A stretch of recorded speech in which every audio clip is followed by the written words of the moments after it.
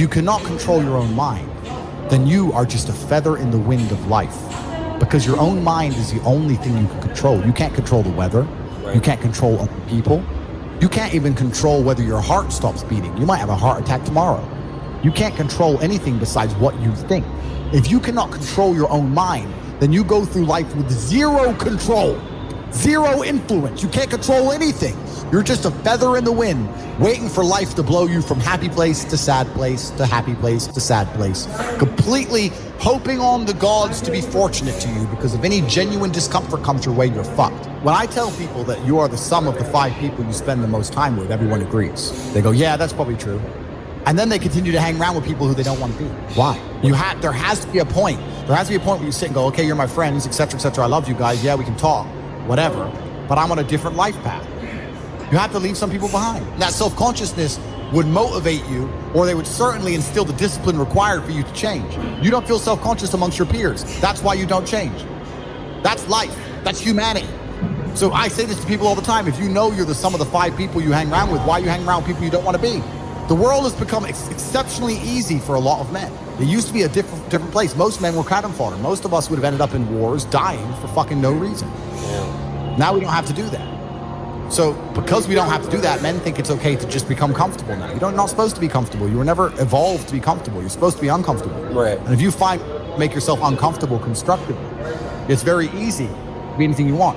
And in life, you get one shot. Damn, But if you get some balls, that's what life is as a game. That's what life is as a man. This is one big video game. You get to upgrade your character. You're not born with any value. As a man, if you don't make yourself valuable, you have no value. You have to get up and do it. Just like a video game, you start with fucking 0. You have to decide if you want to complete it. You have to upgrade your character. So I find it amazing that men are going to play video games and fuck about and waste their time instead of upgrading their character. Everyone knows what to do. You know what you have to do. Right.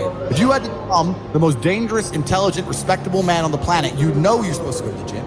You know you're supposed to train, learn how to fight. You know all these things. You don't do them. That's your decision. It's your prerogative. I didn't make that choice. I made the choice to do it all. I decided all.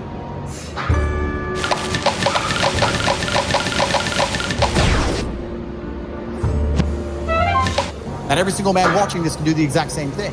The lions that you see on TV, they weren't just born big lions. They had to fight other lions. They had to fight to get that antelope.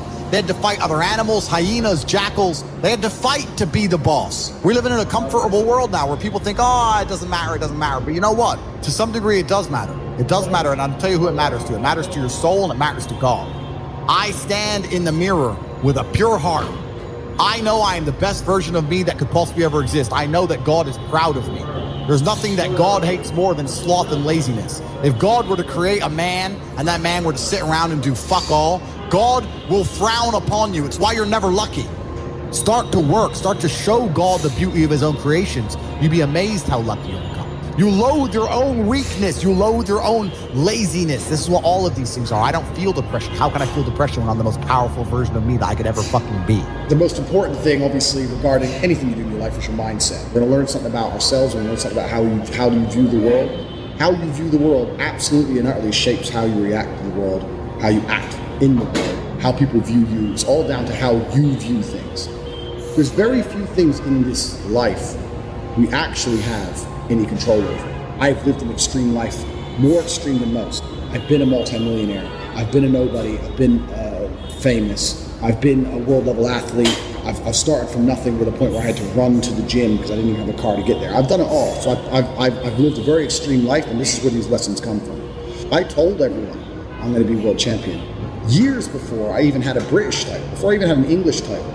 I just started fighting. I was like, oh, I'm the next world champion, yeah. And I just started saying it, but I said it with genuine conviction. I knew I would be the best. Good shot there from Tate. He did say the second round, and what a crunching shot.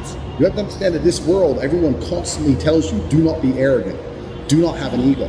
People will constantly tell you to not talk in a way which is full of conviction. And people do not like you to be arrogant and have an ego. This is the worst thing ever. Let me tell you a fact, the number one facet of the G mindset. Your life is never going to be worse if you walk through the world believing you are the fucking man. And I believe that. I don't just say these things, I fucking believe them. And when you go through life believing you really, really are the man, you're going to lose a few loser friends. Who cares? What you are going to gain is other people on the same path. You're going to gain other people who think, yeah, well, I'm the fucking man too. This guy's the man. Let's make some money.